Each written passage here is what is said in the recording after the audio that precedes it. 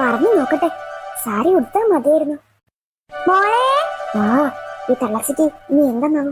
അമ്മേ, എന്താ എന്താമ്മേ, എന്താ എന്നെ വിളിച്ചേ? ഇന്ന് ഇങ്ങോട്ട് പോവണ്ടെന്ന് പറഞ്ഞല്ലോ, എങ്ങോട്ടാ? ആ, ഇന്ന് കുഞ്ഞുമുത്താന്റെ വീട്ടിലാ പോകുന്നേ. അതേതാ ഇന്നാളെ വന്ന ആ സ്ത്രീയാണോ? ആ അതേ മോളെ. ഓ, അവിടെ എന്താ പരിപാടി? ആ, അവിടെ കുഞ്ഞുമുത്താന്റെ ഹസ്ബൻഡ് ഗൾഫിൽ നിന്ന് വരിക. ഓ, ആ താത്തയുടെ ഹസ്ബൻഡ് ഗൾഫിലാണോ? ആ അതെ, അവരുടെ മോനും അവിടെ തന്നെയാ. ഓ, അപ്പൊ അതിനിങ്ങനെ നാട്ടിലുള്ളവർക്ക് വിളിക്കോ? അതിന് റിലേറ്റീവ്സിനല്ലേ വിളിക്കുക? ആ, കുഞ്ഞുമുത്താന്റെ നാട്ടിലുള്ളവരൊക്കെ കുറച്ച് ദൂരെയാ, അവരൊന്നും വരാൻ സാധ്യതയില്ല. അതുകൊണ്ടാ നമ്മൾ ചുറ്റുവട്ടത്തുള്ളവരൊക്കെ. നിനക്ക് കുറെ ആൾക്കാരെ പരിചയപ്പെടുത്തി തരാം, കുറെ ആൾക്കാരുണ്ടാകും. മോള് വരുമ്പോ ഈ സാരി എടുക്കണം. ഈ സാരിയോ? എന്താ മോളെ, അമ്മയ്ക്ക് വേണ്ടി മോള് ഇത് എടുക്കില്ലേ? അയ്യേ, ഇതൊന്നും ലൈഫിൽ ഞാൻ കണ്ടിട്ടില്ലാത്ത സാധനങ്ങളാ. ഇനിയിപ്പോ ഈ തളച്ചിയുടെ മനസ്സിൽ പിടിച്ച് പറ്റണമെന്നുണ്ടെങ്കിൽ ഇതൊക്കെ ചെയ്തേ പറ്റൂ. കുറച്ച് നാടൻ ലുക്കായാലേ തളച്ചിക്ക് എന്നെ നല്ലോണം പറ്റിക്കോളും. എന്നിട്ട് വേണം ഇവിടുത്തെ സ്വത്തൊക്കെ എന്റെ പേരിലാക്കാൻ. അമ്മയ്ക്ക് വേണ്ടി ഞാൻ ഇതിട്ടോളാം അമ്മേ. അമ്മയ്ക്കെത്താ, ഞാൻ ഇട്ടിട്ട് വരാം. ആണോ മോളെ, അമ്മയ്ക്ക് വേണ്ടി മോൾ ഇതിടുവോ? പിന്നെ കുഞ്ഞമ്മയ്ക്ക് വേണ്ടി ഇടുന്നാണോ പറഞ്ഞേ? ഇതിനെന്താ പറഞ്ഞാലും മനസ്സിലാവാത്തെ? അമ്മേ, അമ്മ അതിങ്ങോട്ട് താ, ഞാൻ ഇപ്പൊ തന്നെ അത് എടുത്തോണ്ട് വരാം. എന്നിട്ട് നമുക്ക് പോവാം. ഞാനേ ഇപ്പൊ തന്നെ ഇത് എടുത്തിട്ട് വരാട്ടോ. ഈ പാവം മോളെയാണല്ലോ ഞാൻ തെറ്റിദ്ധരിച്ചതെന്ന് ആലോചിക്കുമ്പോ എന്റെ മകന്റെ സെലക്ഷൻ ഒട്ടും കുറവല്ല. ആള് കുറച്ച് മോഡലാണല്ലോ, മനസ്സൊക്കെ പാവമാ. ഏതായാലും ഇങ്ങയുടെ മരുമകളെ കിട്ടിയല്ലോ, ഭാഗ്യം. ഇക്കാലത്ത് ഇവളെ പോലെയുള്ളവരെ കിട്ടാൻ തന്നെ പാടാ. കുഞ്ഞുമുത്താനോട് എന്നെ സന്തോഷമൊക്കെ ഒന്ന് അറിയിക്കണം എന്ന് പോയിട്ട്. അവിടെ നീലുമൊക്കെ ഉണ്ടാകും, അവരോടൊക്കെ പങ്കിടണം എന്റെ സന്തോഷം. എന്തായാലും കുഞ്ഞുമുത്താക്കി തരുമ്പോ ഒരുപാട് സന്തോഷപ്പെടും. കുഞ്ഞുമുത്ത എന്റെ കാര്യം ആലോചിച്ച് ഭയങ്കര വിഷമിച്ചിരിക്കുക. ഇതിപ്പോ ഇനി അതുകൊണ്ട് പോയി പറഞ്ഞ കുഞ്ഞുമുത്താക്ക് സന്തോഷാവും. എന്തൊക്കെ പിന്നെ നാത്തൂന്റെ പാടിഞ്ഞ് പറഞ്ഞിട്ടുണ്ട്. മോളെ, ആളൊരു വേണ്ടി സാധനമാണ്. എന്റെ പാറക്കുട്ടി എന്നോട് പറയാന് എന്ത് സ്വഭാവമാണോ? അമ്മന്റെ മുന്നിൽ വേറെ സ്വഭാവം, എന്റെ മുന്നിൽ വേറെ സ്വഭാവം, ചിലപ്പോ എല്ലാരും മുന്നിൽ വേറെ സ്വഭാവം, ഉള്ളിൽ വേറെ സ്വഭാവം. എന്താണ് ഒജായ സ്വഭാവമാണ്. ഒരു പണി പരിയിട്ട് എടുക്കൂല.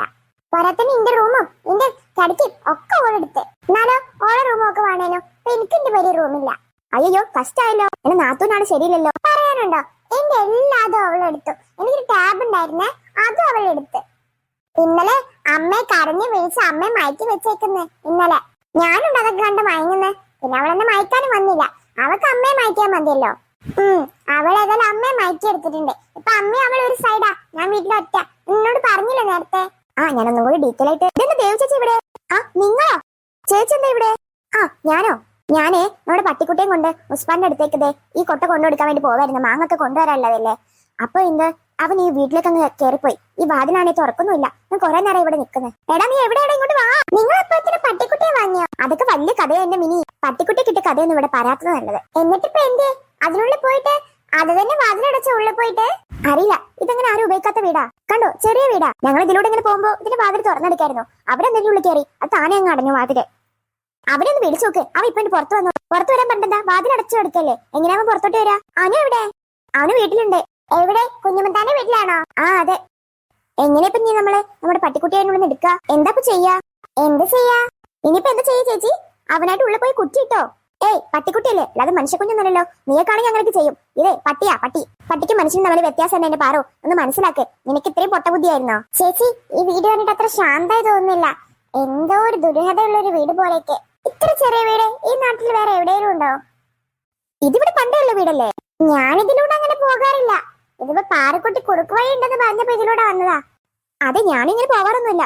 ഒരു ദിവസം ചേച്ചിയുടെ കൂടെ വന്ന ഓർമ്മയുണ്ട്. ഞാൻ പിന്നെ ഇവിടെ കഥ കേൾക്കാൻ വേണ്ടിട്ട് കുറുക്ക് വഴി കൂടെ തന്നെ വന്നു. കുറെ നടക്കാനുണ്ടാവും കുറുക്ക് വഴി ആവുമ്പോ. ഇവളുടെ കഥ കേൾക്കാലോ എന്ന് കരുതി. അതുകൊണ്ട് ഇപ്പൊ ഞാൻ നിങ്ങളെ കണ്ടോ. നിങ്ങൾ വാ, നമുക്ക് എല്ലാവർക്കും കൂടി ഇല്ലേ ഇതിന്റെ ഡോർ അങ്ങ് ചവിട്ടി പൊളിക്കാം. അയ്യോ ചേച്ചി, ഇത് ആരുടെ വീടാന്ന് വെച്ചാൽ ചേച്ചി ചവിട്ടി പൊളിക്കാൻ പോകുന്നേ? ഓ പിന്നെ, ഇത് ആരും ഉപയോഗിക്കാത്തൊരു പഴയ വീടാ. ഏയ്, കണ്ടാലൊക്കെ നല്ല വൃത്തിക്ക് കൊണ്ടുനടക്കുന്ന വീടാ. ഇതങ്ങനെ പൊളിച്ചിട്ടാ സീനാവുന്ന തോന്നുന്നേ. കണ്ടില്ലേ എന്ത് വൃത്തി വീട് കാണാനായിട്ട്. ചെറിയ വീടാണെന്ന് പറഞ്ഞിട്ട് കാര്യമൊന്നുമില്ല. അത് ശരിയാ, നല്ല പൈൻ്റൊക്കെ അടിച്ചു വെച്ചിരിക്കുന്ന ഒരു മാറാല് പോലും ഇല്ല. പോരാത്തിന് ബൾബൊക്കെ ഉണ്ട്. ഇവിടെ രാവിലെ ഒന്നും അങ്ങനെ ആരും താമസക്കാരില്ല. രാത്രി ചിലപ്പോൾ ആളെ കാണാം. ആഹാ, എന്നിട്ടാണ് ചേച്ചി ഈ വാതിൽ ചവിട്ടി പിടിക്കാൻ പോകുന്നത്? അവർ നമുക്കെതിരെ കേസ് കൊടുക്കും, അവരുടെ വീട് കടന്നാക്രമിച്ചെന്ന് പറഞ്ഞിട്ട്. അത് ശരിയാണല്ലേ. ഇനിയിപ്പോ എന്താ ചെയ്യാ? എനിക്കാണെങ്കിൽ പേടിയായിട്ട് വയ്യ. അവനെന്തെങ്കിലും സംഭവിച്ച പിന്നെ ഒരു വീടിന്റെ ഉള്ളിൽ അടഞ്ഞു കരുതി അവനൊന്നും സംഭവിക്കാനൊന്നും പോണില്ല. അതല്ല, എന്നാലും എങ്ങനെ നമ്മൾ അവനെ രക്ഷിക്കും? അല്ല, അതിന് പട്ടിക്കുട്ടിയുടെ ശബ്ദം വല്ലതും കേൾക്കണ്ടേ? അവിടെ ഒന്നും കേൾക്കുന്നില്ലല്ലോ. അതാ പറഞ്ഞേ, എനിക്ക് പേടിയാവുന്നുണ്ട്. അവനെന്തെങ്കിലും സംഭവിച്ചു കാണോ? ചിലപ്പോ അവൻ പേടിച്ചു കാണും, അതായിരിക്കും ഒരു ശബ്ദം കേൾക്കാത്തെ.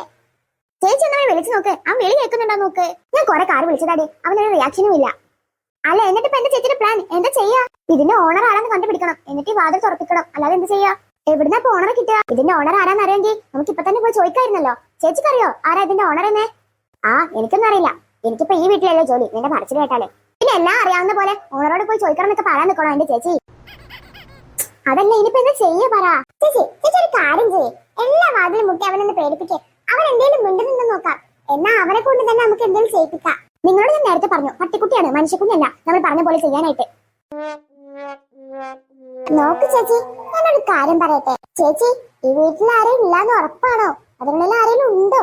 ഉണ്ടെങ്കിൽ പിന്നെ ഞാൻ ഇവിടെ കിടന്ന് കാറൊക്കെ അവർ കേൾക്കത്തില്ലേ, വന്ന് വാതിൽ തുറക്കത്തില്ലേ? അവിടെ നിങ്ങളുള്ളിൽ ഇല്ല, അതുകൊണ്ടല്ലേ അവർ തുറക്കാത്തേ. അല്ലാതെ ആരെങ്കിലും വാതിൽ തുറന്നിട്ട് അകത്തിരിക്കോ? അതുകൊണ്ടല്ലേ നമ്മുടെ പട്ടിക്കുട്ടിയേക്കും കയറി പോയത്. അശ്വടാ ഇതിന്റെ പ്രശ്നമായല്ലോ.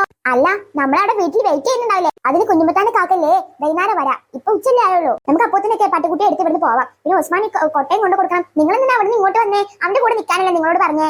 ഉസ്മാനി എങ്ങനെയാ മാങ്ങയും കൊണ്ട് വരാം? എത്ര പോലെ മാങ്ങ ഉണ്ടാവും? അതെങ്ങനെ വീട്ടിലെത്തിക്കാം? അതിനൊക്കെ ഇനി വഴി ഉണ്ടാക്കാം. ആദ്യം നമുക്ക് പട്ടിക്കുട്ടിയെ രക്ഷിക്കാം. അതിന് എങ്ങനെ?